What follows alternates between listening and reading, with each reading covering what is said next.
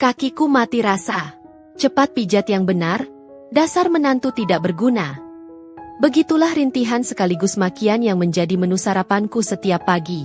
Di depan suamiku, dia adalah wanita tua tak berdaya yang hanya bisa menangis di atas kursi roda mahalnya. Suamiku percaya buta bahwa ibunya adalah malaikat suci yang sedang diuji penyakit lumpuh. Namun, Damar tidak tahu apa yang sebenarnya terjadi saat pintu tertutup. Dan dia sungguh tidak siap melihat apa yang akan terjadi hari ini saat aku berteriak, kebakaran. Dan melihat, malaikat lumpuh, itu tiba-tiba lari lebih kencang dari. Halo Sobat Dira Story, semoga kalian dan keluarga selalu diberikan kesehatan dan rezeki yang melimpah ya. Coba absen dulu di kolom komentar. Dari kota mana saja kalian menyimak kisah panas hari ini? Denting sendok beradu dengan mangkuk porselen memecah keheningan pagi di rumah mewah bergaya minimalis itu. Seharusnya, pagi ini menjadi awal yang indah. Sinar matahari pagi menerobos lembut melalui tirai jendela ruang makan, menyinari lantai marmer yang dingin. Namun bagi Kalila, kehangatan matahari itu tidak pernah sampai ke hatinya. Di rumah ini, setiap pagi adalah medan perang yang sunyi. Kalila menarik napas panjang, mencoba menenangkan detak jantungnya yang selalu berpacu lebih cepat setiap kali jam menunjukkan pukul 7 pagi.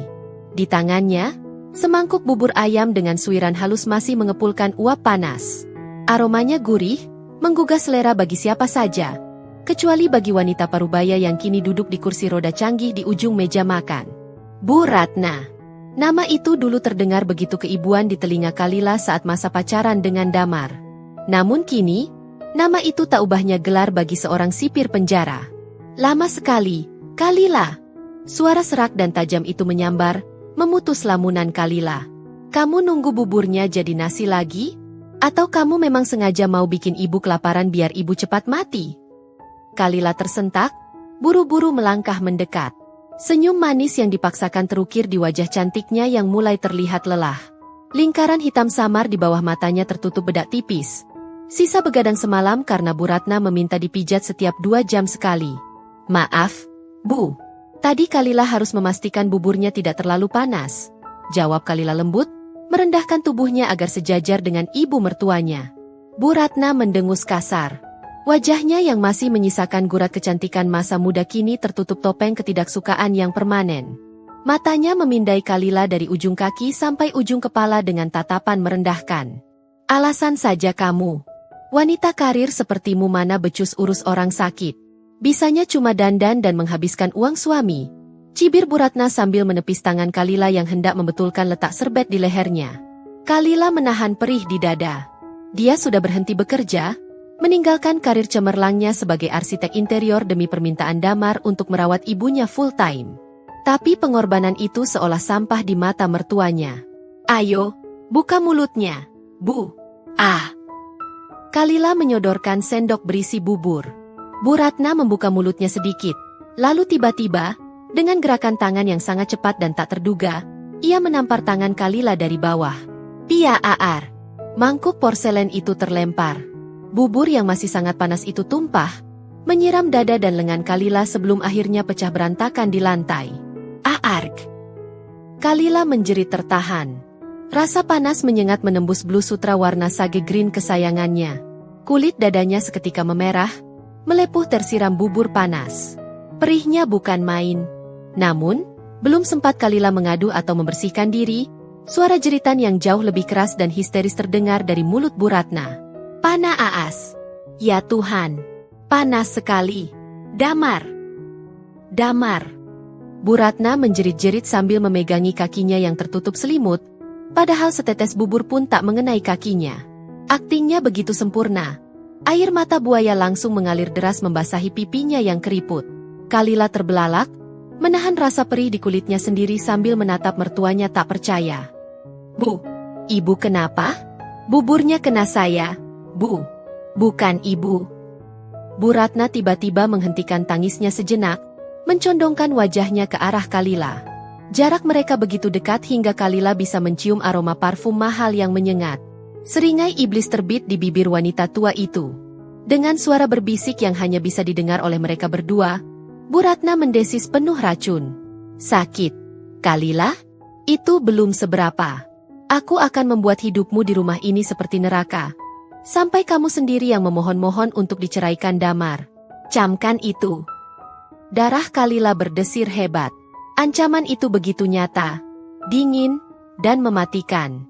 Detik itu juga, Kalila sadar, kelumpuhan ini, kecelakaan ini, semuanya terasa janggal. Tatapan itu bukan tatapan orang sakit. Itu tatapan predator. Brak! Pintu kamar utama terbuka kasar. Langkah kaki berat bergedebuk menuruni tangga dengan panik. Ibu! Ada apa?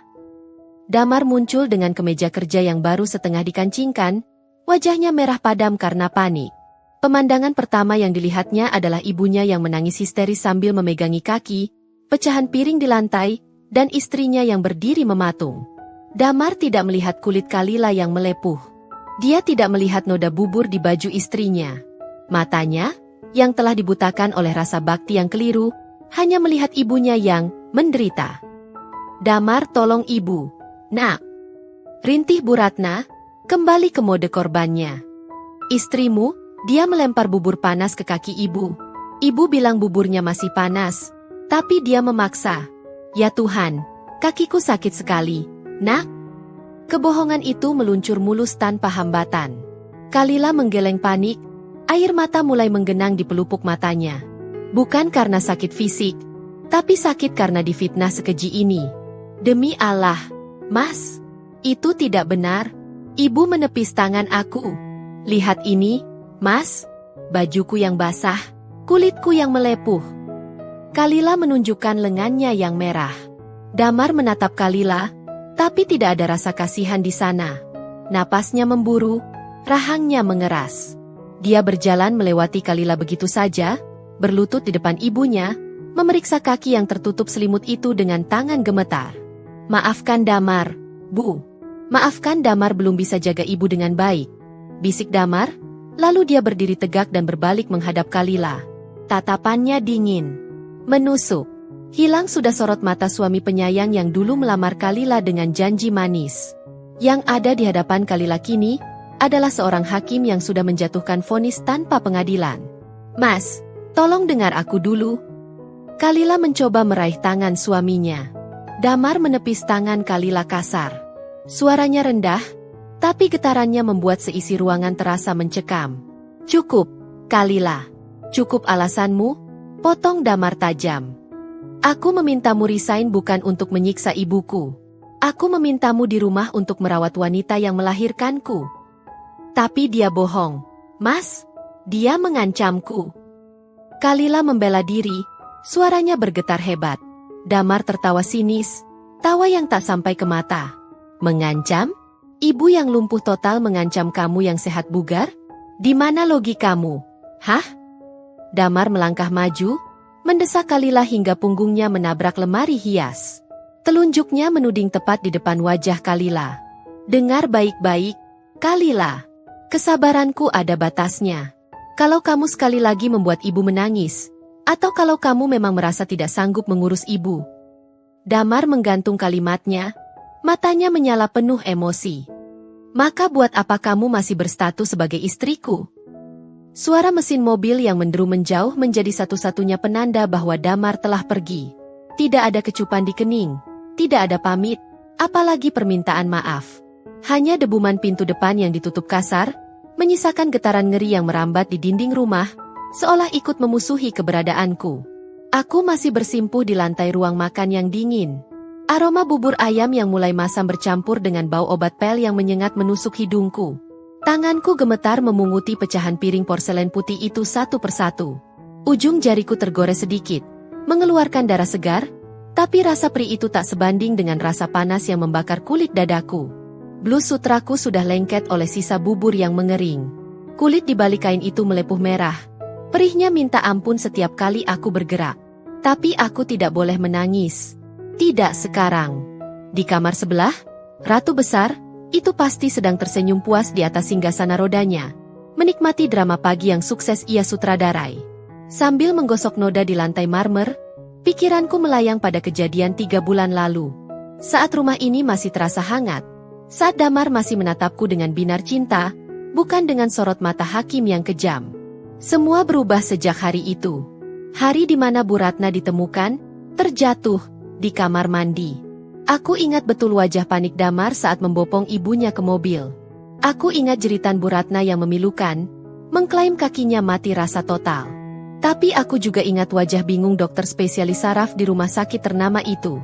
Secara medis, hasil MRI Ibu Ratna bersih, Pak Damar. Tidak ada syaraf yang terjepit, tidak ada cedera tulang belakang. Seharusnya beliau bisa berjalan normal, kata dokter itu waktu itu. Tapi Bu Ratna punya skenario sendiri. Dokter itu bodoh. Kaki saya tidak bisa digerakkan. Ini pasti kutukan. Kutukan karena kamu menikahi perempuan pembawa sial itu. Damar, raungnya di ruang periksa. Sejak saat itu, vonis medis kalah telak oleh air mata seorang ibu. Dan kursi roda itu, benda sialan itu resmi menjadi pusat tata surya di rumah ini. Kalila, jangan melamun. Air minum saya habis. Teriakan dari kamar utama membuyarkan lamunanku. Aku buru-buru menyeka air mata, membereskan sisa pecahan piring, dan bergegas ke dapur mengambil segelas air hangat. Aku harus melayani iblis itu lagi. Dengan langkah gontai, aku masuk ke kamar Bu Ratna. Dia sedang duduk di tepi ranjang, membelakangiku, sibuk menonton acara gosip di televisi besar yang tergantung di dinding. Kursi rodanya terparkir rapi di samping tempat tidur. Ini airnya, Bu, kataku pelan, meletakkan gelas di meja nakas. Bu Ratna tidak menoleh. Dia hanya mengibaskan tangan, memberi isyarat agar aku pergi. Bereskan baju-baju di kursi itu. Kemarin sopir taksi online yang antar ibu terapi naruhnya sembarangan. Dasar orang miskin, tidak tahu cara memperlakukan baju mahal. Aku menelan ludah. Kemarin memang jadwal Bu Ratna terapi fisik di klinik. Aku tidak bisa mengantar karena sedang dikejar deadline desain. Sebelum akhirnya Damar memaksaku membatalkan proyek itu malam harinya. Jadi, Bu Ratna pergi dengan taksi premium langganannya. Aku berjalan menuju kursi arcair di sudut kamar. Di sana menumpuk beberapa pakaian ganti yang dibawa Bu Ratna kemarin. Sebuah cuat panjang berwarna krem tergeletak begitu saja. Saat aku mengangkat cuat itu untuk menggantungnya ke lemari, beratnya terasa tidak seimbang. Ada sesuatu di saku kanannya. Refleks, tanganku merogoh ke dalam. Mungkin Bu Ratna lupa mengeluarkan dompet atau kacamata mahalnya. Jariku menyentuh secari kertas yang diremas asal-asalan. Penasaran, aku menarik kertas itu keluar. Itu sebuah struk belanja. Kertas termal putih itu masih terlihat baru, tintanya hitam jelas. Mataku menyipit membaca detail yang tertera di sana. Grand Indonesia, Butik SOS tanggal 14 Desember 2025, pukul 14.30 WIB. Jantungku berhenti berdetak sesaat. Jam 14.30, itu saat Bu Ratna pamit pergi terapi. Klinik terapinya ada di Jakarta Selatan, sedangkan Grand Indonesia ada di Jakarta Pusat. Jaraknya lumayan jauh. Tapi yang membuat darahku berdesir hebat bukanlah lokasinya, melainkan item yang tertera di baris berikutnya. Item, Red Stiletto Heels 7 cm, size 38 harga, Rp5.800.000. Sepatu hak tinggi, stiletto 7 cm. Napasku tertahan di tenggorokan. Untuk apa seorang wanita tua yang mengklaim dirinya lumpuh total, yang kakinya konon, mati rasa, dan tak bisa digerakkan 1 mm pun, membeli sepatu hak tinggi runcing setinggi 7 cm? Sepatu jenis itu butuh keseimbangan kaki yang prima, butuh otot betis yang kuat untuk menopang tubuh. Ini mustahil. Kecuali, aku menoleh perlahan ke arah Bu Ratna. Dia masih asyik menonton TV. Sesekali kakinya yang tertutup selimut tebal itu terlihat bergerak kecil mengikuti irama musik iklan. Gerakan yang sangat halus, tapi kali ini mataku menangkapnya dengan jelas. Itu bukan kejang otot. Itu gerakan ritmis. Gerakan orang yang santai. Tanganku meremas truk itu dengan gemetar. Potongan teka-teki itu mulai tersusun di kepalaku. Pura-pura sakit saat terapi, menyuruhku kerja di rumah agar dia bebas, fitnah kejam tadi pagi. Aku melirik ke bawah lemari, tempat deretan kotak sepatu Bu Ratna tersusun. Ada satu kotak merah baru yang diletakkan agak tersembunyi di belakang kotak-kotak lama. Kotak yang sama persis dengan logo di struk ini. Jadi selama ini air matanya, rintihannya, kursi roda itu, semuanya hanya properti panggung sandiwara? Tiba-tiba, suara Bu Ratna terdengar lagi. Kali ini nadanya dingin dan menusuk, seolah dia punya mata di punggung kepalanya. Kamu sedang apa diam saja di situ? Kalila? Apa ada sesuatu yang menarik di saku mantel ibu? Jantungku rasanya mau copot mendengar teguran dingin itu. Dengan gerakan refleks yang didorong kepanikan, remasan struk belanja di tanganku meluncur masuk ke dalam saku celana kulotku.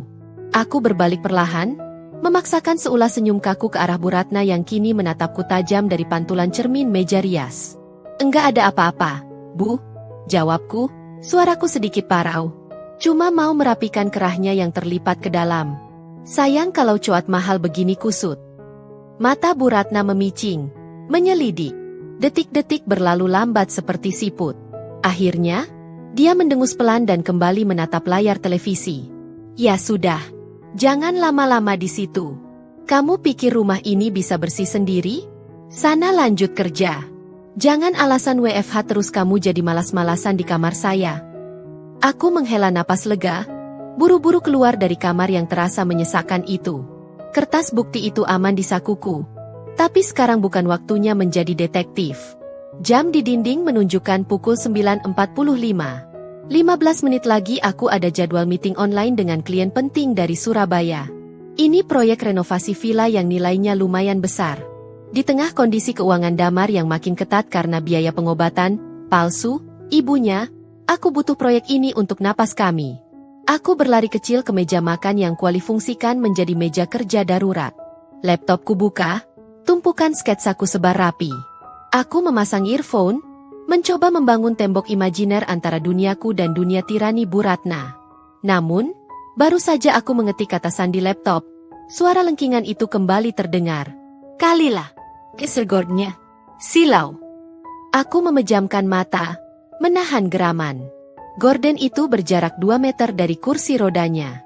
Tapi aku tetap berdiri, berjalan ke ruang tengah, menutup gorden, lalu kembali duduk. 1 menit kemudian. Kalila, remote-nya mana? Ini acara gosipnya sudah mau habis. Aku kembali lagi, mengambil remote yang terselip di sela sofa, tepat di sebelah pahanya, dan menyerahkannya. Bu Ratna merebutnya tanpa ucapan terima kasih. Pukul 9.58. 2 menit sebelum meeting. Aku sudah masuk ke ruang tunggu Zoom. Keringat dingin mulai membasahi tengkukku. Bismillah, bisikku. Wajah Pak Heru, klienku, muncul di layar. Selamat pagi, Bu Kalila. Bagaimana progres desain living room-nya? Sapa Pak Heru ramah. Pagi, Pak. Sudah siap, Pak. Saya izin share screen-nya. Jawabku antusias. Ini kesempatanku. Aku mulai menjelaskan konsep open space yang kubuat. Suaraku mulai tenang. Aku masuk ke dalam zonaku. Arsitektur adalah jiwaku. Satu-satunya hal yang membuatku merasa berharga di tengah gempuran hinaan di rumah ini. Namun, ketenangan itu hanya fata morgana. Kalila. Kakak. Sakit. Teriakan itu begitu keras hingga menembus fitur noise cancelling di earphone-ku. Aku tersentak, melirik ke arah ruang tengah. Bu Ratna sedang memukuli kakinya sendiri. Aku memberi kode tangan, sebentar, ke arahnya. Berharap dia mengerti aku sedang bekerja. Pak Heru di layar tampak mengerutkan kening. Suara apa itu? Bu, ada masalah. Ah, maaf Pak. Sedikit gangguan teknis. Mari kita lanjut ke bagian plafon. Aku mencoba mengalihkan fokus. Tapi Bu Ratna tidak menyerah. Melihat aku mengabaikannya, dia mulai memutar roda kursinya mendekat ke arah meja makan tempatku bekerja. Suara decit roda karet di lantai marmer terdengar makin keras. Hai. Menantu durhaka. Ibu kesakitan kok dicuekin sih? Kamu lebih pentingin gambar-gambar sampah itu daripada nyawa ibu? Teriaknya tepat di belakang punggungku. Konsentrasiku buyar total. Wajah Pak Heru di layar kini terlihat tidak nyaman. Bu Kalila, sepertinya kondisinya tidak kondusif ya. Sebentar Pak, mohon maaf sekali, beri saya waktu 1 menit. Pintaku memelas. Aku mematikan kamera dan mute suara. Lalu berbalik menghadap Bu Ratna. Bu, tolong, Kalila mohon. Bisikku putus asa, tanganku gemetar. Ini klien penting. Kalau proyek ini gol, uangnya bisa buat beli obat ibu. Tolong diam sebentar saja, Bu. Bu Ratna menatapku dengan mata yang tiba-tiba menyipit licik. Dia tidak berteriak lagi. Dia tersenyum. Senyum yang aneh. Oh, pentingnya? Buat cari uangnya? Kan suami kamu kaya. Ngapain kamu kerja? Pasti mau nabung buat kabur kan? Tuduhnya enteng. Enggak, Bu. Tolol. Ya sudah. Sana lanjut. Ibu diam, katanya sambil memutar kursinya mundur. Anehnya, dia mundur ke arah sudut ruangan tempat router wifi terpasang di atas meja nakas rendah. Aku kembali menghadap laptop, menyalakan kamera dan mikrofon. Maaf Pak Heru, sudah aman. Jadi untuk material kayunya, kami sarankan menggunakan jati solid agar. Tiba-tiba, layar laptopku membeku. Wajah Pak Heru berhenti bergerak dengan mulut terbuka. Suaranya hilang. Di tengah layar muncul lingkaran berputar yang paling kutakuti, reconnecting. Jantungku berhenti. Enggak, jangan sekarang. Aku mengecek bar sinyal di pojok kanan bawah.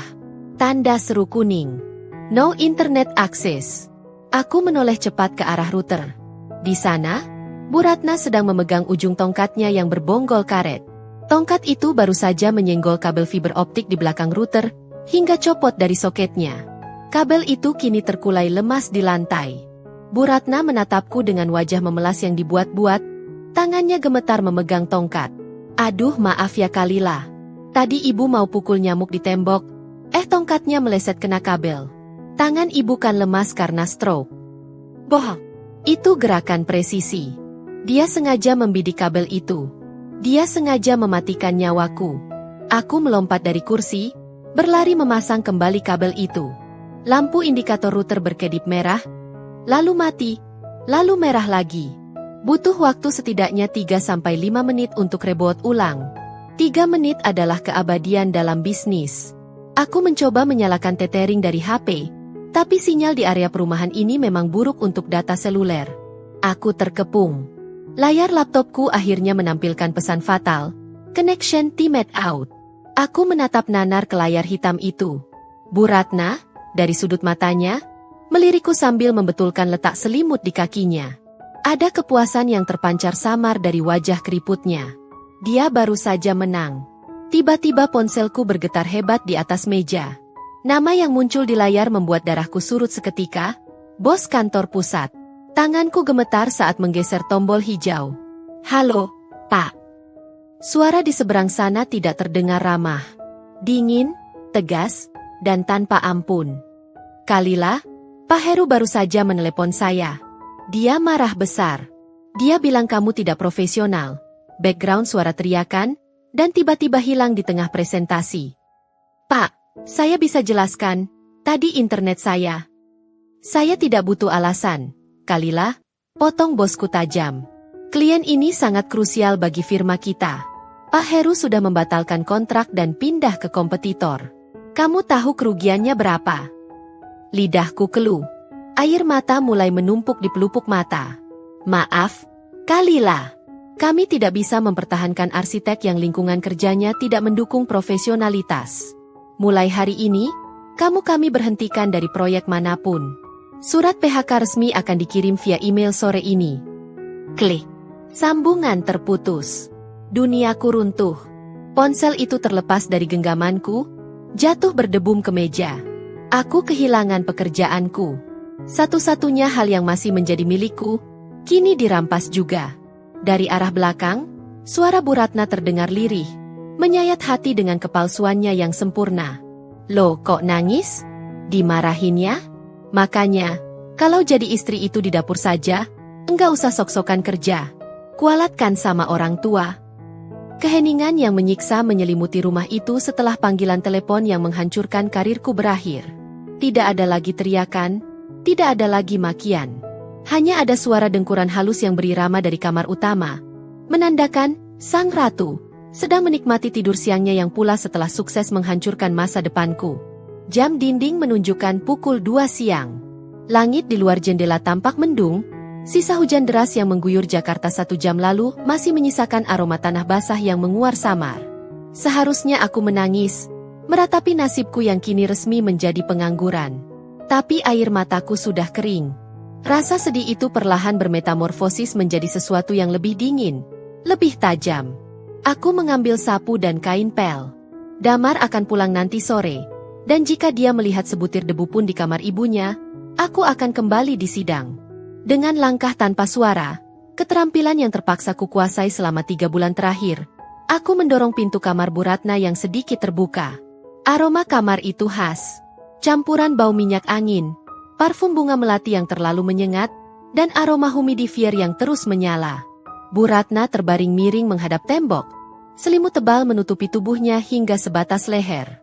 Dengkuran halusnya terdengar stabil. Aman. Aku mulai menyapu dari sudut terjauh, dekat pintu kamar mandi. Gerakanku pelan dan hati-hati. Srek-srek. Bunyi sapu ijuk yang bergesekan dengan lantai marmer terdengar begitu nyaring di telingaku sendiri, membuat jantungku berdegup was-was. Jika dia bangun sekarang dan melihat mataku yang bengkak, dia pasti akan tertawa puas. Aku tidak sudi memberinya kepuasan itu. Debu-debu halus terkumpul. Aku bergerak memutari tempat tidur besarnya, menuju sisi kamar yang menghadap ke taman samping. Di sana, ada sebuah jendela kaca besar yang menjulang dari lantai hingga langit-langit. Namun biasanya tertutup tirai blackout tebal agar Bu Ratna bisa tidur siang. Hari ini, tirai itu sedikit tersingkap di bagian bawahnya. Cahaya abu-abu dari luar menerobos masuk, menciptakan garis terang di lantai yang remang-remang. Aku berlutut untuk membersihkan debu di bawah keliman tirai. Saat itulah, mataku menangkap sesuatu yang ganjil. Lantai marmer putih cerema marfil itu seharusnya bersih mengkilap.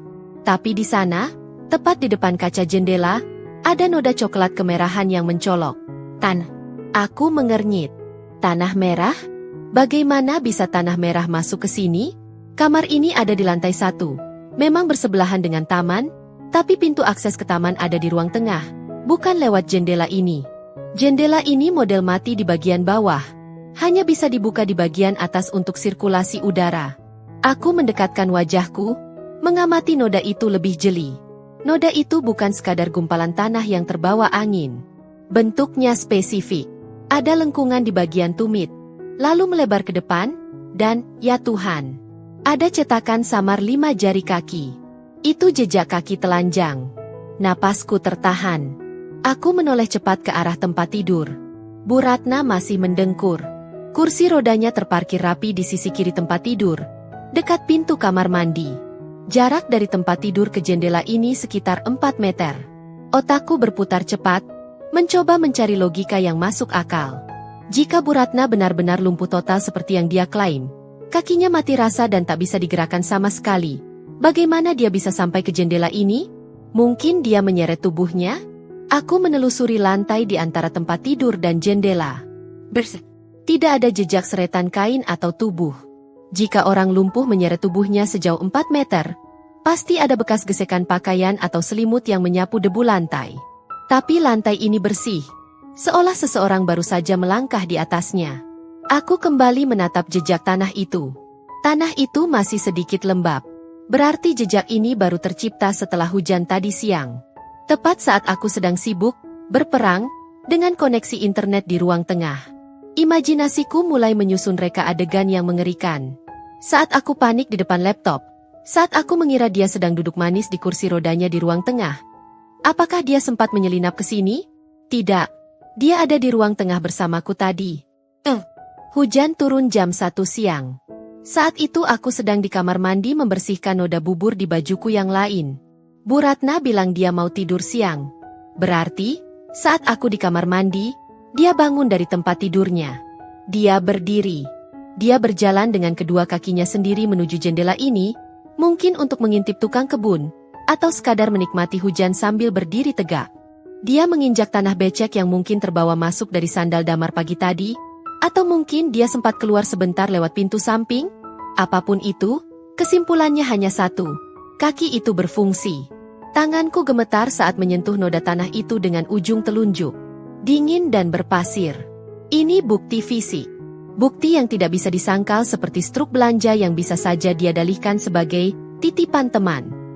Jejak kaki basah di sudut kamar yang jauh dari jangkauan kursi roda adalah bukti mutlak mobilitas. Darahku mendidih. Rasa marah yang tadi bergumpal dingin kini memanas, membakar dadaku. Wanita ini, dia bukan hanya jahat. Dia adalah penipu ulung. Dia membiarkanku kehilangan pekerjaan, membiarkanku dihina suami sendiri, membiarkanku menjadi babu. Sementara dia sebenarnya bisa berjalan, berlari, bahkan mungkin menari di belakang punggung kami. Aku ingin berteriak. Aku ingin memotret jejak ini dan melempar ponselku ke wajah Damar nanti sore. Aku merogoh saku celanaku pelan-pelan, berusaha mengambil ponsel untuk mendokumentasikan bukti krusial ini. Tanganku sudah menggenggam bodi ponsel yang dingin. Sedikit lagi. Aku hanya butuh satu foto. Satu foto yang akan membalikkan keadaan. Kamera ponselku terbuka. Aku mengarahkannya ke lantai. Fokus lensa mulai mencari ketajaman pada butiran tanah merah itu. Tiba-tiba, suara dengkuran di belakangku berhenti mendadak. Suasana kamar yang hening seketika berubah menjadi mencekam. Bulu kuduku meremang. Bukan karena dinginnya AC, tapi karena insting purba yang memperingatkan adanya bahaya di belakang punggungku. Aku belum sempat menekan tombol shutter. Lalu, suara itu terdengar. Bukan suara orang yang baru bangun tidur. Bukan suara serak nan lemah. Tapi suara rendah, dingin, dan tajam. Suara seseorang yang sedari tadi sebenarnya tidak tidur sama sekali, melainkan mengawasi setiap gerak-geriku dengan mata terbuka lebar. Lagi cari apa kamu di lantai itu, Kalila? Jantungku rasanya berhenti berdetak. Suara dingin Bu Ratna masih menggema di udara, membekukan darahku. Dengan gerakan kaku yang dipaksakan, aku menarik kembali ponselku dan memasukkannya ke saku, seolah benda itu membakar telapak tanganku. Cuma ada noda tanah, Bu, jawabku tergagap, berusaha menutupi kepanikan dengan nada datar. Saya mau foto buat laporan ke tukang kebun. Takutnya dia masuk kamar ibu pakai sepatu kotor pas ibu tidur.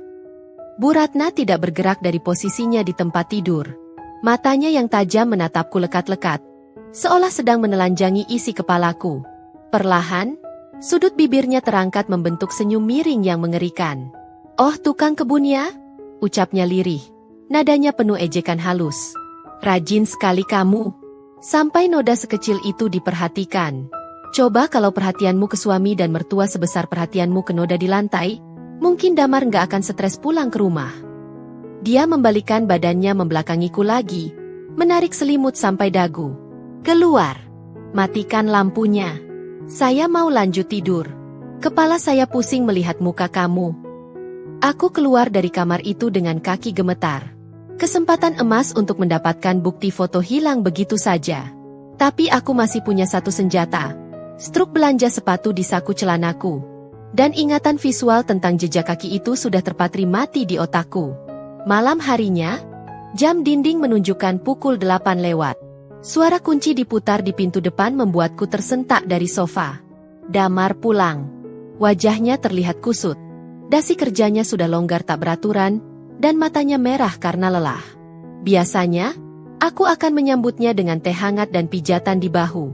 Tapi malam ini, ada api yang harus kupadamkan, atau justru kuhidupkan sekalian. Mas, sudah makan?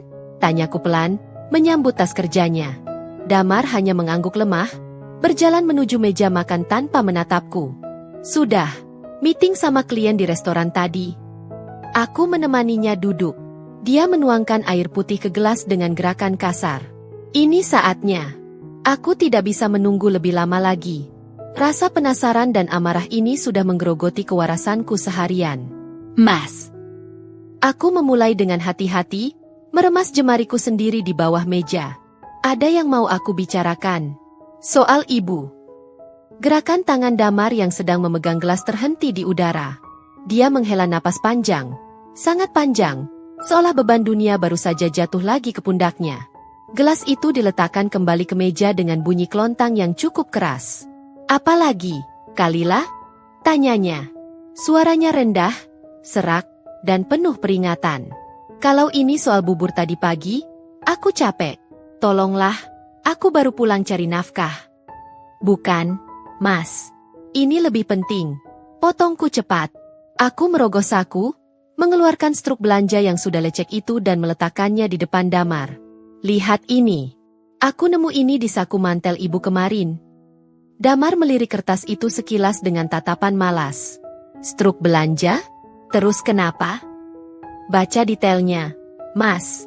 Sepatu heels 7 cm. 5 juta rupiah. Dibeli jam setengah 3 sore di Grand Indonesia. Pas ibu bilangnya lagi terapi di Jakarta Selatan. Jelasku dengan napas memburu. Mas, logikanya di mana? Orang lumpuh beli high heels?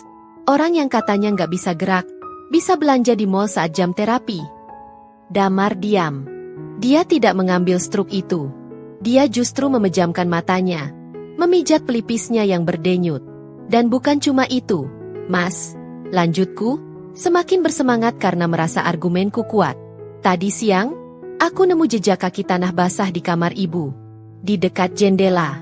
Jauh dari kursi rodanya. Itu jejak kaki orang berdiri, Mas. Bukan seretan. Ibu bisa jalan. Selama ini dia bohong sama kita. Aku menunggu reaksi Damar. Aku menunggu dia kaget. Aku menunggu dia marah pada ibunya. Tapi yang terjadi justru sebaliknya. Damar membuka matanya. Dan tatapan yang ia berikan padaku bukanlah tatapan kaget, melainkan tatapan kasihan. Kasihan yang bercampur dengan rasa jijik. Kalila. Panggilnya lembut, tapi kelembutan yang membuat bulu kuduku meremang. Kamu sadar nggak sih apa yang barusan kamu omongin? Sadar banget. Buktinya ada di depan mata kamu. Seruku sambil menunjuk struk itu. Damar tertawa kecil, tawa hampa tanpa emosi. Dia mengambil struk itu, meremasnya menjadi bola kertas kecil. Lalu menjentikannya ke lantai seolah itu sampah tak berharga. Ibu itu beli sepatu buat kado keponakannya, Santi, yang mau wisuda minggu depan. Dia nitip sopir taksi online-nya buat belikan karena dia nggak bisa jalan. Dia cerita itu ke aku semalam lewat telepon. Kata Damar tenang, terlalu tenang. Darahku tersirap. Alibi itu masuk akal, tapi aku tahu itu bohong. Bohong. Aku lihat kotaknya disembunyikan di. Dan soal jejak kaki, potong Damar, suaranya mulai meninggi 1 oktav. Dia menatapku tajam. Kamu bilang ada jejak kaki di kamar ibu yang selalu bersih itu? Kamu yakin itu bukan jejak kakimu sendiri yang lupa kamu bersihkan? Atau mungkin, itu cuma ada di kepalamu? Aku ternganga.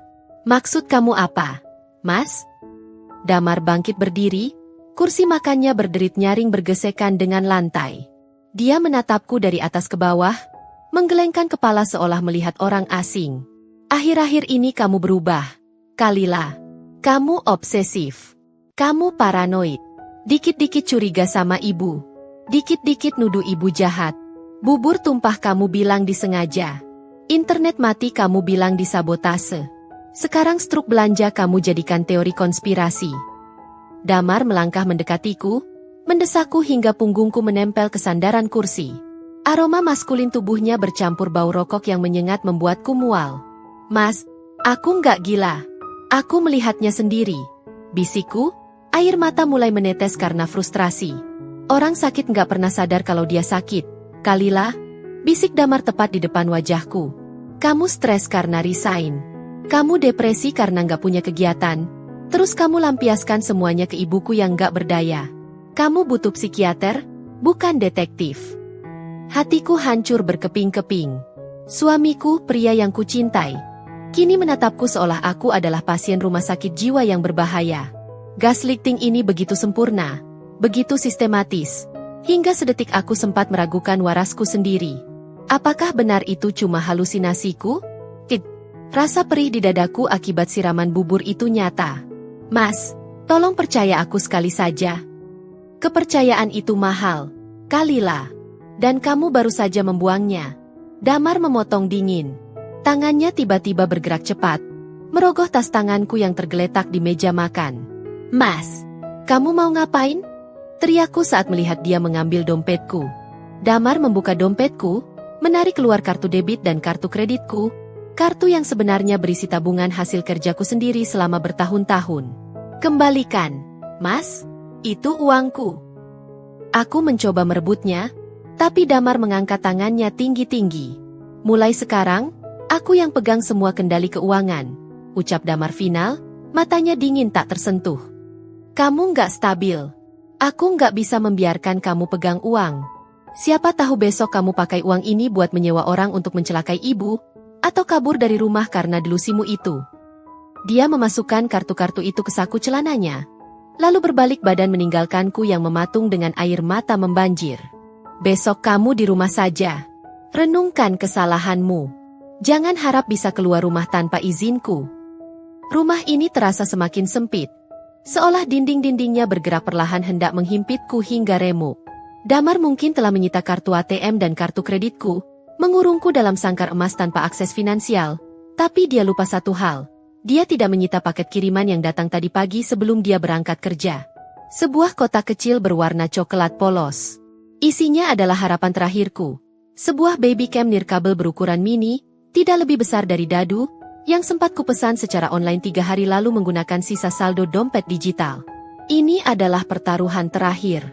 Jika aku tidak bisa mendapatkan bukti visual, aku akan mati perlahan digerogoti kegilaan di rumah ini. Jam dinding menunjukkan pukul 10 pagi. Bu Ratna sedang di kamar mandi. Momen langka di mana dia tidak mengawasiku seperti elang. Tentu saja, dia diantar ke sana menggunakan kursi roda. Lalu pintu dikunci dari dalam.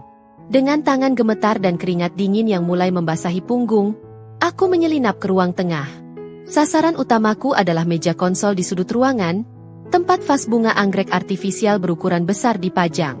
Posisi ini strategis, menghadap langsung ke area di mana Bu Ratna biasa menghabiskan seharian waktunya menonton TV. Aku menyibakkan kelopak-kelopak bunga plastik berwarna ungu itu. Jantungku berpacu liar. Setiap detak terdengar seperti gedoran palu di telinga. Klik. Kamera kecil itu berhasil kusembunyikan di antara batang-batang hijau. Lensa hitamnya mengintip samar di balik daun. Nyaris tak terlihat kecuali jika seseorang benar-benar mencarinya dengan kaca pembesar. Sempurna, bisikku lirih. Aku segera menghubungkan perangkat itu ke aplikasi di ponselku. Layar ponsel berkedip sebentar, lalu muncullah gambar ruang tamu yang jernih. Wide angle. Resolusi HD. Aku bisa melihat sofa, karpet, dan yang paling penting, area kosong di mana Bu Ratna nanti akan berakting. Suara kunci pintu kamar mandi terdengar diputar. Klek. Aku melompat kaget. Buru-buru memasukkan ponsel ke saku daster dan berlari kecil menuju dapur, berpura-pura sedang memotong sayuran. Napasku memburu. Adrenalin membanjiri tubuhku. Sekarang, tinggal menunggu waktu. Sore harinya, ketegangan itu memuncak. Aku sengaja menghabiskan waktu di area servis belakang, mencuci baju sambil sesekali mengintip layar ponsel. Sepanjang siang, Bu Ratna hanya duduk diam di kursi rodanya. Bosan. Tidak ada pergerakan mencurigakan. Keraguan mulai menyusup. Apa benar dia lumpuh? Apa semua kecurigaanku salah? Namun, sekitar pukul 4 sore, saat aku sedang menjemur pakaian, notifikasi di ponselku berbunyi. Motion detected. Jantungku melompat ke tenggorokan. Ini dia. Dengan tangan gemetar hebat, aku membuka aplikasi pengawas itu. Tapi alih-alih melihat rekaman video Bu Ratna yang sedang berjalan atau berdiri, layar ponselku justru menampilkan pemandangan yang membuat darahku surut seketika. Layar itu gelap gulita. Hanya ada suara dengung statis yang menyakitkan telinga. Video loss. Check connection. Nggak mungkin baterainya masih penuh. Gumamku panik. Aku mi-refresh aplikasi itu berkali-kali. Hasilnya nihil. Offline. Tanpa pikir panjang, aku melempar keranjang cucian dan berlari masuk ke dalam rumah. Masa bodoh jika ketahuan lari-lari. Ada yang tidak beres. Firasatku berteriak bahwa sesuatu yang buruk telah terjadi pada satu-satunya saksi bisu harapanku. Saat aku sampai di ruang tengah, langkahku terhenti mendadak. Bu Ratna ada di sana. Duduk tenang di kursi rodanya, tepat di samping meja konsol tempat aku menyembunyikan kamera. Di tangannya, dia memegang sebuah teko penyiram tanaman berbahan logam yang moncongnya masih meneteskan air. Dan vas bunga anggrek itu basah kuyup. Air menggenang di permukaan meja konsol, menetes-netes ke lantai marmer. Bunga-bunga plastik itu berkilauan karena basah. Dan di sela-sela batang yang basah itu, aku melihat kamera kecilku. Lampu indikatornya yang tadi berkedip biru, kini mati total. Terendam air. Aku mematung. Mulutku terbuka tapi tak ada suara yang keluar. Bu Ratna menoleh perlahan ke arahku. Wajahnya menampilkan ekspresi kaget yang dibuat-buat, sangat teatrikal.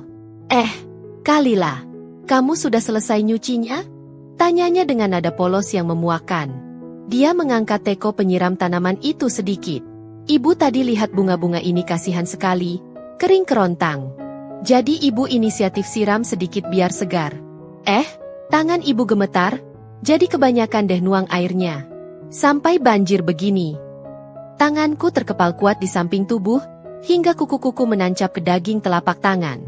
Itu bunga plastik, Bu, ucapku dengan suara bergetar menahan amarah yang meluap di dada. Anggrek itu palsu.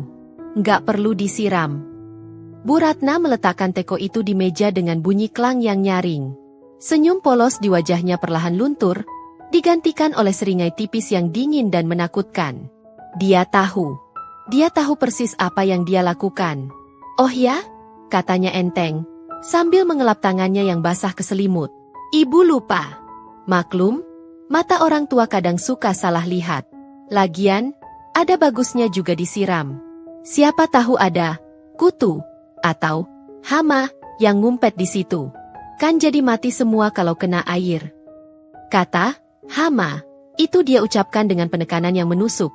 Matanya menatap lurus ke mataku, seolah sedang meremas jantungku dari jarak jauh. Dia tahu soal kameranya. Dia tahu aku mengawasinya.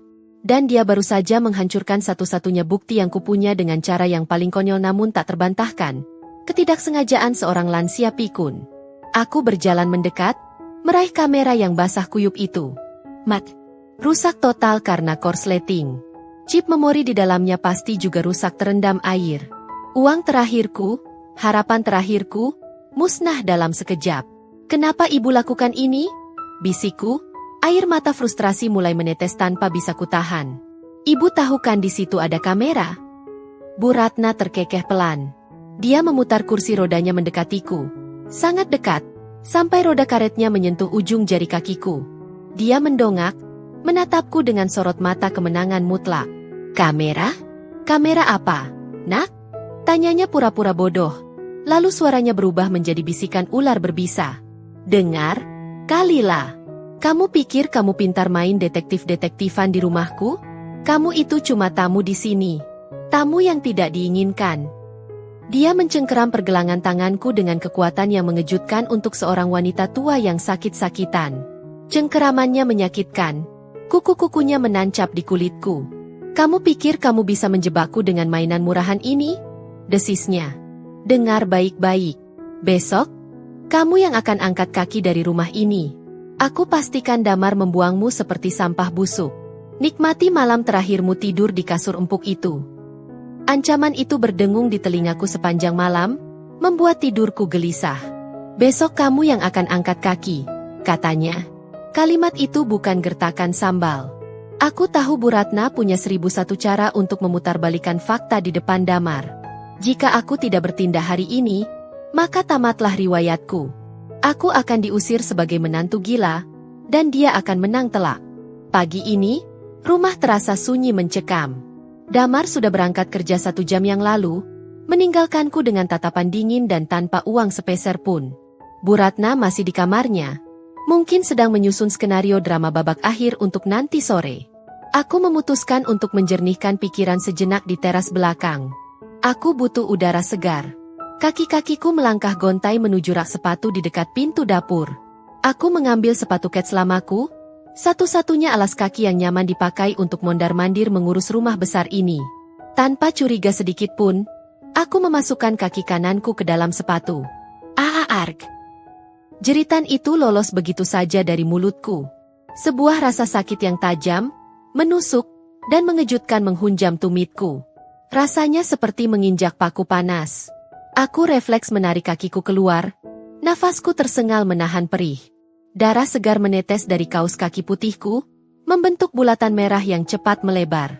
Dengan tangan gemetar dan jantung yang berdegup kencang karena syok, aku meraih sepatu itu dan mengintip ke dalamnya. Darahku mendidih seketika.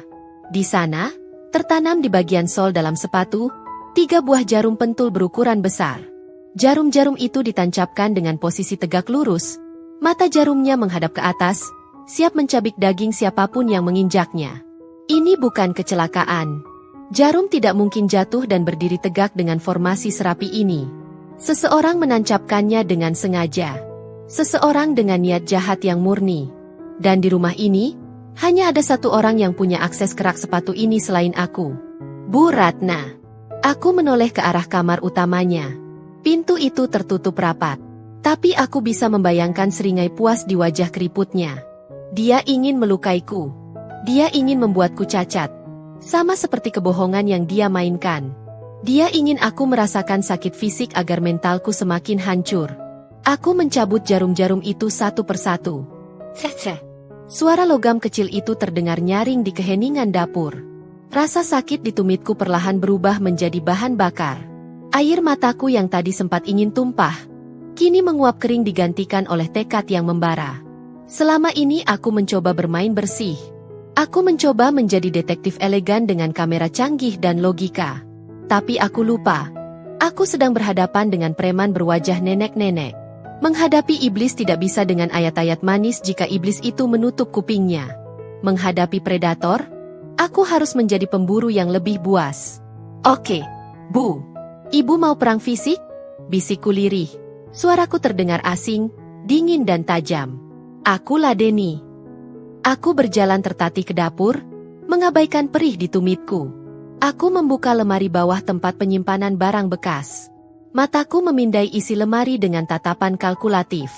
Strategiku berubah total. Aku tidak butuh rekaman video dia berjalan. Aku tidak butuh struk belanja. Aku butuh refleks. Refleks manusia adalah hal yang paling jujur. Sehebat apapun akting seseorang, jika nyawanya terancam, tubuhnya akan bergerak sendiri sebelum otaknya sempat menyuruh untuk berpura-pura. Tanganku meraih jerigen berisi minyak jelantah sisa menggoreng ikan asin minggu lalu. Warnanya hitam pekat, baunya tengik menyengat. Sempurna. Aku meletakkannya di atas meja. Lalu aku mengambil wajan besi tua yang sudah jarang dipakai. Selanjutnya, aku membuka laci bumbu. Aku mengambil segenggam gula pasir dan beberapa potong terasi bakar sisa. Kombinasi yang aneh? Tidak. Ini adalah resep untuk menciptakan asap tebal yang baunya akan membuat panik siapa saja, tanpa benar-benar membakar rumah. Aku mulai meracik bom asap amatirku. Gula pasir jika dipanaskan berlebih akan menjadi karamel gosong yang berasap tebal. Terasi dan minyak jelantah akan menciptakan aroma kebakaran yang meyakinkan. Bau organik yang hangus, yang secara instingtif membuat otak manusia berteriak, bahaya. Aku menyiapkan kompor portabel kecil dan meletakkannya di sudut dapur yang tersembunyi, tepat di bawah ventilasi agar asapnya nanti tidak benar-benar membunuh kami, tapi cukup untuk memenuhi ruang tengah. Terakhir, aku mengambil speaker Bluetooth milik Damar yang tersimpan di laci ruang tamu. Aku menghubungkannya ke ponselku yang layarnya retak. Aku mencari file audio di internet, house file sound effect, burning wood cracking glass high quality. Aku menekan tombol play pelan untuk mengetes. Kretek, kretek wus. Suara api melahap kayu terdengar begitu nyata, jernih, dan mengerikan. Aku tersenyum tipis. Senyum yang tidak pernah kusangka bisa kuberikan. Senyum seorang wanita yang sudah tidak punya apa-apa lagi untuk dipertaruhkan.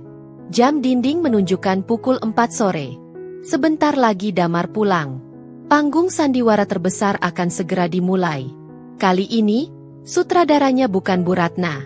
Kali ini, akulah yang memegang naskahnya.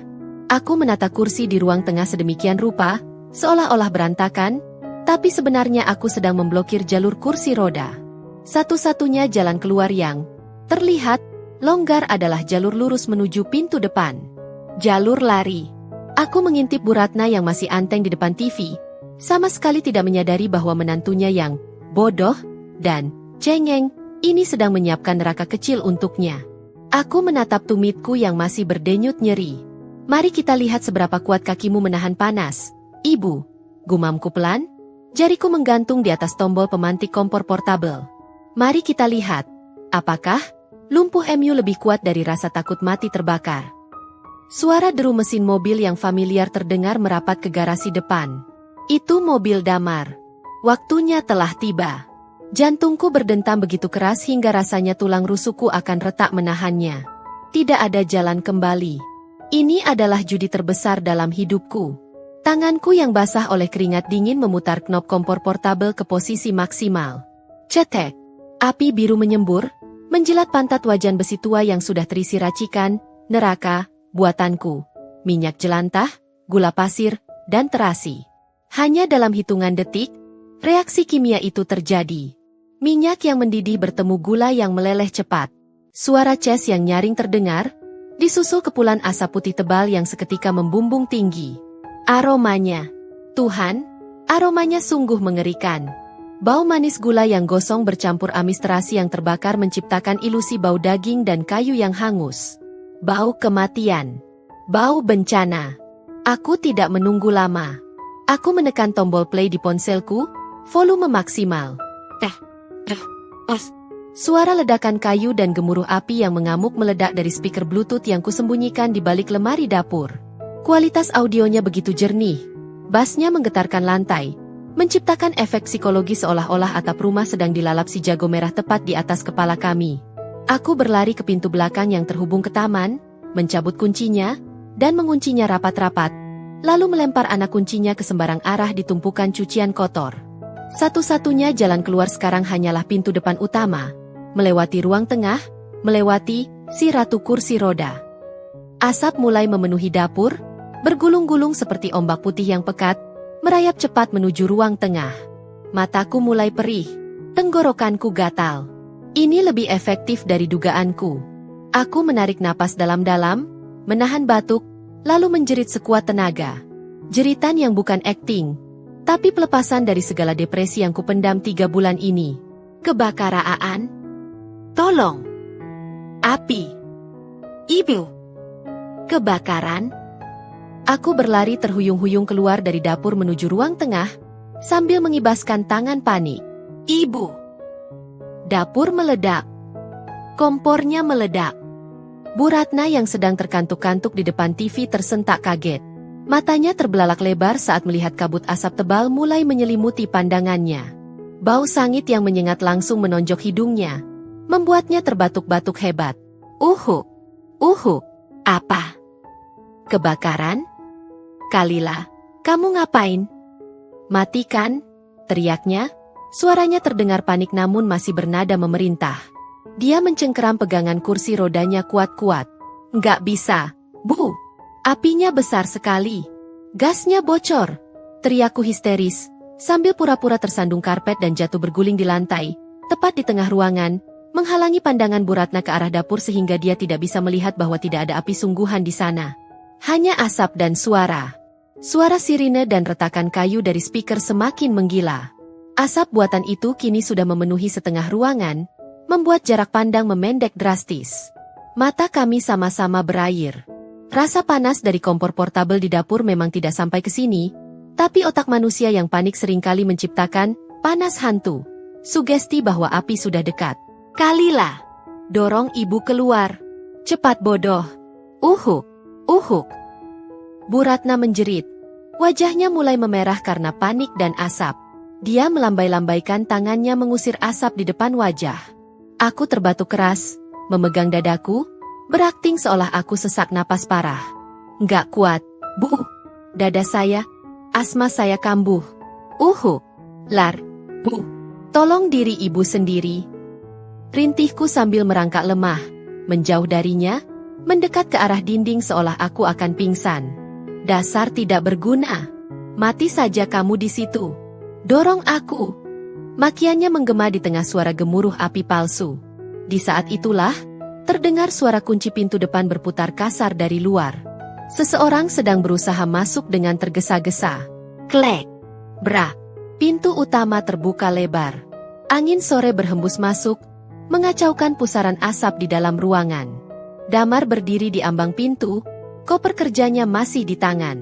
Matanya melotot horor melihat pemandangan di depannya.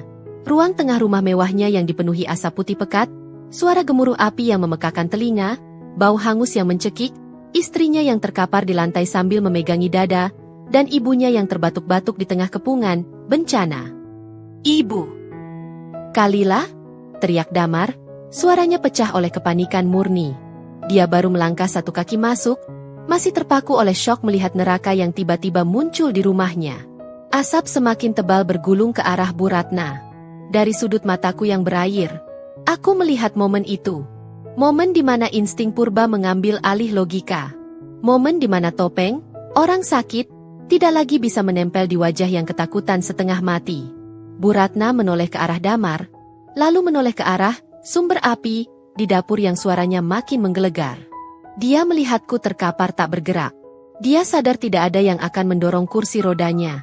Dan Damar, dia masih terlalu jauh. Terhalang asap tebal yang mulai menutup pandangannya ke arah sang ibu. Asap putih pekat yang berbau gula gosong dan amis terasi itu kini bergulung bagaikan ombak pasang, menelan apa saja yang ada di ruang tengah. Jarak pandang nyaris nol. Suara gemuruh api dari speaker Bluetooth di dapur terdengar semakin mengerikan, seolah atap rumah benar-benar sedang runtuh dilalap jago merah. Damar masih terpaku di ambang pintu, tangannya menutupi hidung dan mulut dengan sapu tangan. Matanya menyipit, berusaha menembus kabut asap mencari sosok ibunya. Kakinya ragu untuk melangkah lebih jauh karena pekatnya asap membuatnya tak bisa melihat lantai. Takut terjebak atau tertimpa runtuhan imajiner. "Ibu!" Pegang tangan Damar. "Suara ibu di mana?" Teriak Damar parau. Suaranya terdengar jauh dan putus asa. Namun, Damar terlalu lambat. Bagi Bu Ratna, hitungan detik itu terasa seperti vonis mati. Di tengah kepungan asap, Bu Ratna terbatuk hebat. Matanya perih. Air mata mengalir deras bukan karena akting, tapi karena iritasi asap yang nyata. Dia menoleh ke lantai, melihat tubuhku yang masih terkapar tak bergerak dalam posisi telungkup. Tidak ada tanda-tanda aku akan bangun untuk mendorongnya. Lalu dia menoleh ke arah dapur. Cahaya oranye dari pantulan api kompor portabel yang berpendar di balik asap menciptakan siluet lidah api raksasa yang seolah siap menerkamnya. Panas imajiner membakar kulitnya. Insting purba untuk bertahan hidup mengambil alih kendali otaknya secara total, mematikan sirkuit logika dan sandiwara yang selama ini ia bangun rapi. "Minggir! Dasar sampah tidak berguna!"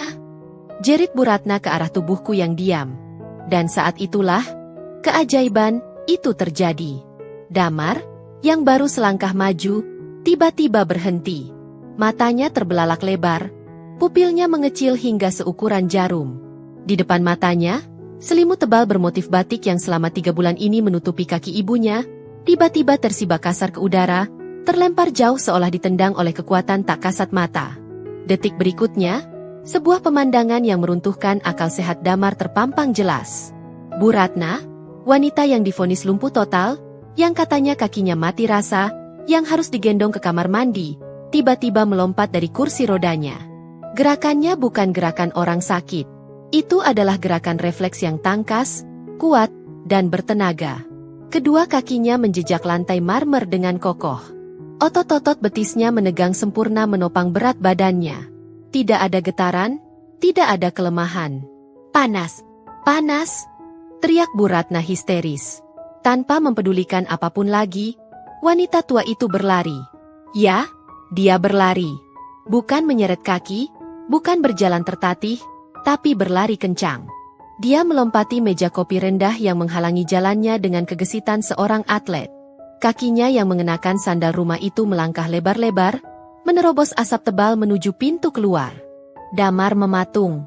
Tubuhnya kaku sekeras batu. Otaknya gagal memproses informasi yang diterima retinanya. Ibunya lari? Us! Angin berhembus kencang saat tubuh Bu Ratna menerjang melewati Damar di ambang pintu. Bahu Bu Ratna bahkan menabrak dada Damar dengan keras karena saking paniknya ingin keluar. "Minggir! Damar! Apinya ngejar! Lari!" teriak Bu Ratna saat menyenggol anaknya sendiri hingga terhuyung ke samping. Bu Ratna terus berlari, menuruni undakan teras tanpa ragu, lalu sprint menuju halaman rumput yang luas, menjauh dari bangunan rumah. Dia baru berhenti setelah mencapai tengah halaman, di bawah pohon mangga, di tempat yang udaranya bersih dan segar. Napasnya memburu, dadanya naik turun dengan cepat. Keringat dingin membasahi dahinya. Dia membungkuk, memegang lututnya, posisi istirahat orang yang habis olahraga berat, sambil menghirup oksigen rakus. Hah, selamat, untung masih sempat. Gumamnya di sela napas yang tersengal. Perlahan, kepanikan itu mulai surut. Suara gemuruh api dari dalam rumah masih terdengar, tapi anehnya tidak ada hawa panas yang menyengat sampai ke halaman. Tidak ada jilatan api yang terlihat membakar atap. Kesadaran perlahan merayap kembali ke otak Bu Ratna. Dia menegakkan tubuhnya. Dia melihat kakinya sendiri yang berdiri tegak di atas rumput hijau. Dia merasakan tanah di telapak kakinya. Lalu, dia melihat ke arah teras rumah. Asap putih mulai menipis tertiup angin sore. Dan di sana, di ambang pintu yang terbuka lebar, berdiri sosok Damar. Damar tidak melihat ke arah api. Damar tidak berlari menyelamatkan istrinya di dalam. Damar hanya berdiri diam, mematung seperti patung lilin, dengan wajah pucat pasi yang mengerikan. Tatapan matanya lurus, tajam, dan hampa, terkunci tepat ke arah Bu Ratna yang berdiri tegak tanpa kursi roda, tanpa tongkat, dan tanpa bantuan siapapun di tengah halaman. Waktu seolah berhenti. Bu Ratna menelan ludah. Tenggorokannya yang tadi gatal karena asap, kini terasa kering kerontang karena horor yang jauh lebih menakutkan daripada api manapun. Dia baru sadar apa yang baru saja dia lakukan. Refleks, Bu Ratna berteriak dari kejauhan, mencoba menyelamatkan situasi dengan kalimat paling egois yang pernah keluar dari mulut seorang ibu. Damar, itu mukjizat. Kaget. Ibu kaget jadi bisa lari. Jangan diam saja. Istrimu si pembawa sial itu masih di dalam. Biar saja dia mati terbakar, yang penting ibu selamat. Kalimat itu meluncur begitu saja. Jujur. Brutal. Menunjukkan siapa prioritas utamanya. Tapi Damar tidak bergerak. Dia tidak menjawab. Dia hanya menatap ibunya. Lalu perlahan tatapannya turun ke kaki ibunya yang kokoh menapak tanah. Dari balik punggung Damar, aku muncul perlahan. Wajahku cemong oleh jelaga buatan, mataku merah berair. Aku tidak lagi berakting pingsan. Aku berjalan tenang, berdiri tepat di samping Damar, sambil memegang ponselku. Tanganku menekan tombol stop di layar HP. Seketika itu juga, suara gemuruh api yang mengerikan itu berhenti total. Hening. Keheningan yang memekakkan telinga turun menyelimuti halaman rumah itu. Tidak ada api. Tidak ada ledakan. Hanya sisa asap tipis yang berbau gula gosong, dan suara jangkrik yang mulai mengerik menyambut malam. Damar menoleh pelan ke arahku. Lalu dia melihat ke dalam rumah yang utuh, tidak ada satupun barang yang terbakar selain wajan di dapur. Dia kembali menatap ibunya di halaman. Mukjizat? Bisik Damar, suaranya pecah, bergetar hebat menahan ledakan emosi yang tak terlukiskan. Ibu lari meninggalkan Kalila mati demi nyawa ibu sendiri. Keheningan yang mencekik itu berlangsung selama beberapa detik yang terasa seperti bertahun-tahun. Langit senja di balik pepohonan mangga tampak muram, seolah ikut berduka atas kebenaran pahit yang baru saja terungkap. Bu Ratna di tengah halaman terhuyung mundur selangkah. Ekspresi kemenangan yang sempat muncul di wajahnya seketika luntur, digantikan oleh kengerian yang nyata. Dia baru sadar sepenuhnya. Sandiwaranya, yang ia bangun selama 3 bulan dengan susah payah, hancur lebur hanya dalam waktu 30 detik, di depan mata putra satu-satunya. Dia menunjuk ke arah wajan di dapur yang masih berasap tipis. Itu jebakan. Ini semua ulah perempuan ini. Dia mau menjebak ibu. Dia yang buat asap itu. Dia bohong. Raungnya, suaranya kembali serak, kali ini karena amarah dan keputusasaan. Dia berusaha keras kembali ke mode drama. Jebakan? Suara Damar terdengar. Lirih, hampir tak terdengar, namun menusuk seperti jarum es. Dia berjalan perlahan, melewati aku yang berdiri di pintu. Langkahnya gontai, seolah baru saja dipukul keras oleh kenyataan. Damar berjalan menuju ibunya di tengah halaman. Dia tidak berteriak. Dia tidak marah-marah seperti biasanya. Justru ketenangan Damar yang mengerikan itu yang membuat Bu Ratna semakin takut. Ibu bilang mukjizat kaget. Damar berhenti 2 langkah di depan ibunya, menatap wajah Bu Ratna lurus-lurus. Mukjizat seperti apa yang membuat ibu lari menyelamatkan diri, lalu berteriak menyuruhku meninggalkan istriku mati terbakar di dalam? Siapa yang ibu sayangi? Bu? Harta atau nyawa anakmu? Bu Ratna menggeleng panik. Bukan begitu, Damar. Ibu panik. Ibu sayang kamu. Nah, ibu mau kamu sadar kalau perempuan ini jahat. Dia nggak cinta sama ibu. Dia cuma mau uangmu. Aku melangkah maju. Jemariku yang masih menggenggam ponsel terasa dingin. Aku mengabaikan Bu Ratna. Mataku hanya tertuju pada Damar. Mas, sudah cukup, kataku pelan. Aku sudah tidak butuh pengakuan dari ibu. Dan aku sudah tidak butuh pengakuan dari kamu. Damar menoleh padaku. Wajahnya yang semula pucat kini dipenuhi penyesalan yang tak terhingga. Dia melihat noda jelaga di pipiku, noda bubur di bajuku, dan lingkaran hitam di bawah mataku. Dia melihat semua penderitaan yang ia abaikan selama ini, hanya demi topeng bakti yang dituntut oleh ibunya. Dia menjatuhkan diri, berlutut di atas rumput becek di hadapanku. "Kalila, maafkan aku," bisiknya. Suaranya pecah menjadi isak tangis. Pria yang angkuh itu kini menangis terseduh-seduh seperti anak kecil yang kehilangan arah. "Aku buta. Aku percaya pada drama ibu. Aku menyakitimu. Aku mengambil uangmu. Aku menuduhmu gila. Aku minta maaf. Tolong. Aku akan antar ibu ke psikiater sekarang juga. Kita perbaiki semua. Kalila. Kita mulai dari awal." Air mata Damar menetes di rumput, bercampur dengan tetesan air sisa hujan. Dia mengulurkan tangan, ingin meraih kakiku, memohon pengampunan. Aku tidak menepis tangannya. Aku hanya menatap tangannya yang kotor dan menoleh pada Bu Ratna yang kini terdiam di belakangnya. Wajahnya dipenuhi rasa kalah yang memalukan. "Mas, ini bukan soal ibu saja," jawabku, suaraku stabil dan tegas. "Tidak ada lagi keputusasaan. Hanya ada kelegaan yang dingin. Ini soal kepercayaan yang kamu hancurkan. Saat aku butuh perlindungan, kamu menuduhku gila. Saat aku memohon didengarkan, kamu menyita kebebasanku.